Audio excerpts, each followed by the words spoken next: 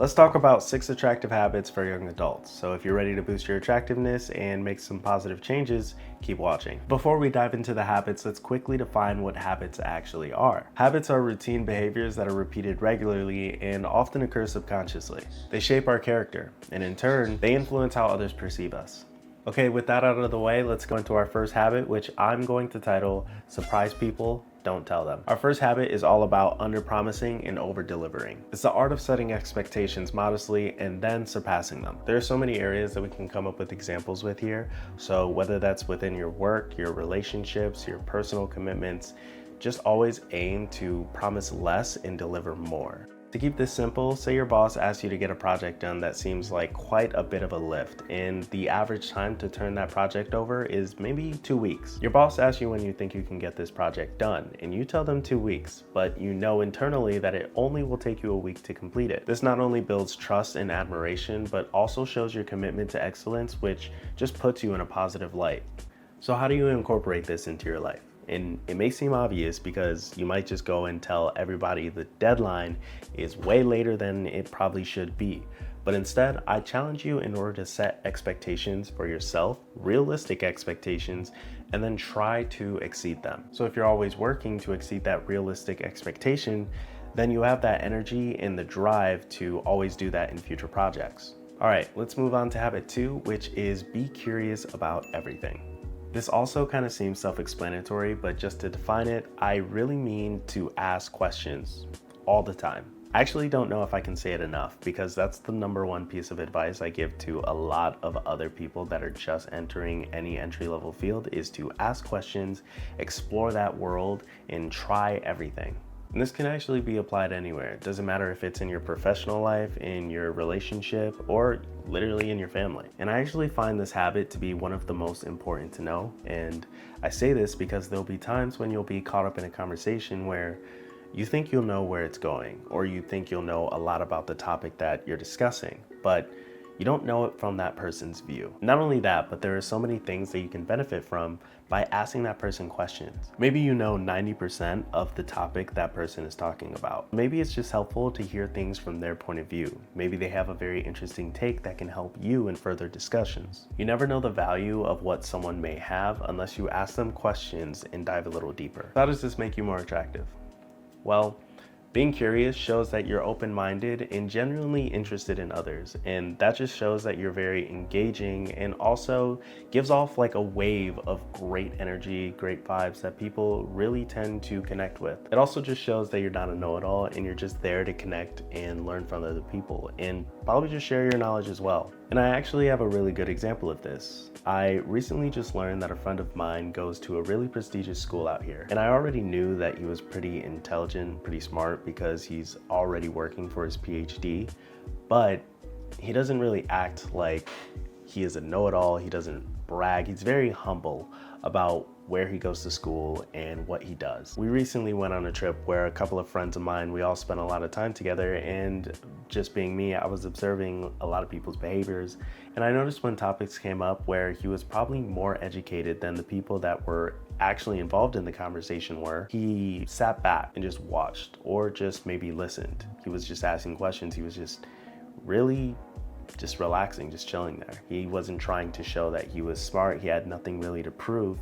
He was engaged in the conversation in a very respectable way. And I respect that. I really do. I find that to be really admirable. So where do you start and how do you incorporate that into your life? You can start by doing what I said earlier and ask a ton of questions. Or you can say more things like, I'd love to learn a little bit more about that. Or could you tell me why? Not only that, but there are a ton of things that you can do with this curiosity that can help you in the future, maybe in discussions or more. You could also do this completely on your own by trying to read or learn something new each day.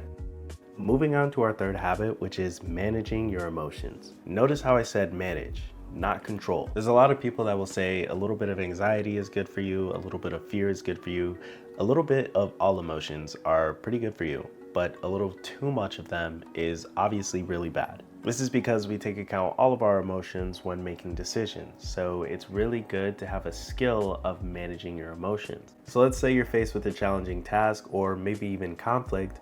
Managing your emotions will help you think clearly and navigate through the situation properly. Not only that, but think about how you manage your emotions when you're faced with confrontation, which, by the way, doesn't have to be a negative thing. So how does this make you more attractive? Managing your emotions properly shows stability and maturity. And not only that, but I could really rely on you in different circumstances. So how do you incorporate this into your life?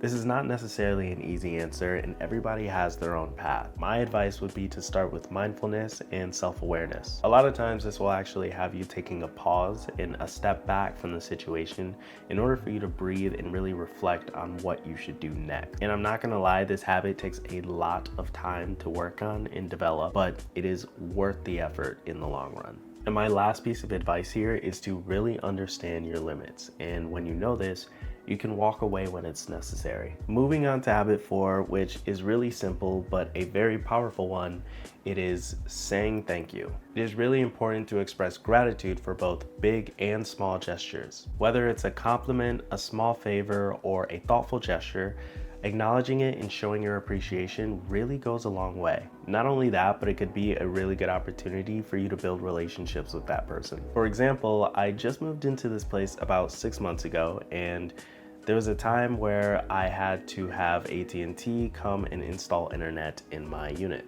My neighbors at the time, I didn't know them quite well. I had a few introductions and I could trust them well enough to at least let the guy into my apartment. I was at work, so I wasn't able to let the AT&T guy in, and I also wasn't able to watch him either. So I asked if they wouldn't mind doing that for me. My neighbor works from home and he's similar age to me, so I just thought it wouldn't be a big deal and I could trust him. Everything went well and I said thank you to my neighbors, but I wanted to do a little bit more just to show my appreciation for them. Not only that, but they're really cool people, so might as well try to nurture some type of relationship, right? On my way home, I ended up picking up some wine from the store and dropping it off at their place. And now I can say they're pretty good friends of mine. So how does this make you more attractive?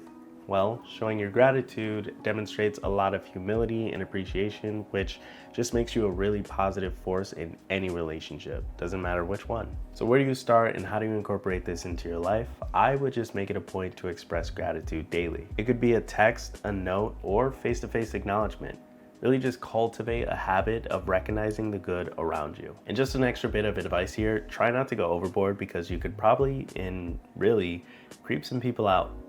So just be careful here. Now let's talk about the habit of saying no when you genuinely don't want to do something. I'm not gonna lie, this is a habit that I actually struggle with and I'm getting better, but it is one of the hardest to actually incorporate in your life. A good example of this would be trying to politely decline invitations that don't really align with your values or priorities. And that's really hard to do, especially when you have friends that want to peer pressure you to doing things or just get you out or just spend genuine time with you. And obviously there is some type of balance here, but just make sure that you try to set some healthy boundaries for yourself. Something that I'm really bad at is that sometimes I'll say no and then I'll explain myself. And I've really appreciated and respected people who can really just say no and stick to it. And it's really difficult because sometimes you'll say something that is a large priority to you but doesn't sound like a priority to other people. For example, say somebody invited me out tonight and I said, no, I really gotta film a YouTube video. To them, that's probably not a large priority. To me, it is, because I want to upload this video by a certain time. To them, they're probably thinking it's something that you can get done pretty quickly or put off to the next day. The difference here is the idea of priority. And to me, recording a YouTube video is a higher priority than probably going out that night. And I know I kind of already said this, but really try to avoid explaining yourself. I have a friend who I actually really appreciate when he does this. I'll say no, and then I'll begin to explain myself, and he just interrupts me and says, you don't gotta explain yourself. This might sound rude or something like that to other people, but I really think of it as like just being super genuine, because if I'm spending a lot of my energy just trying to explain why I can't go to that, and he's like, well, don't worry about it, it's okay. I feel a lot more comfortable about rejecting that offer or invitation. Sometimes a no is all it takes, and explaining yourself just takes up a lot of energy. So avoid explaining yourself when you can, and if they ask for an explanation, that is really just up to your own discretion. I also kind of hinted at this earlier, but really to hone in on how this makes you more attractive is how you're earning respect from others. Like I said earlier, I envy and look up to people who could just say no and move on, because this just shows that you have a lot of self-respect and you know your values. So where do you start and how can you incorporate this into your life? Well, you can start by practicing assertiveness. And to be honest, people would probably think you're more authentic for doing this. Last but certainly not least is all about taking care of your physical well-being. This could be anything from going to the gym, doing yoga, participating in any outdoor activity, really just trying to find something that works for you and then making it a part of a consistent routine. The big emphasis here is consistency, because if you work out for a day, you're not going to see any change. But if you keep doing this and work out for weeks, maybe some months, you're definitely gonna see some better results. So how does this make you more attractive? Well, obviously it helps with your physical well-being, but it also really helps with your confidence and your energy levels. Not only that, but it shows that you're consistent and you can stick to your goals. There's an influencer that I came across on TikTok and YouTube that says this really well. His name is Leo Skepi and he has a video titled "Lack of Discipline Makes You Ugly." It is a really good video. I really encourage you to go and watch it, but he has some really good talking points here. Pretty much he's saying that lack of consistency and lack of discipline just shows you're not serious about your life goals, and in turn, that's just unattractive to other people. So to avoid that, you should start by doing things you enjoy and setting realistic expectations. Then just work up and build that momentum as you go. And there you have it. Those are 6 attractive habits for young adults that can really elevate your life. You should really keep in mind that it's not about perfection, but progress. If you incorporate these habits into your routine, you'll gradually see how much of an impact this will have on your well-being. Not only that, but you'll also see these positive changes within some of your relationships and within your circles. If you found this video helpful, please make sure you go and like and subscribe, and also comment down below any videos that you'd like me to make in the future. I really appreciate you guys for watching, and I will see you in the next one.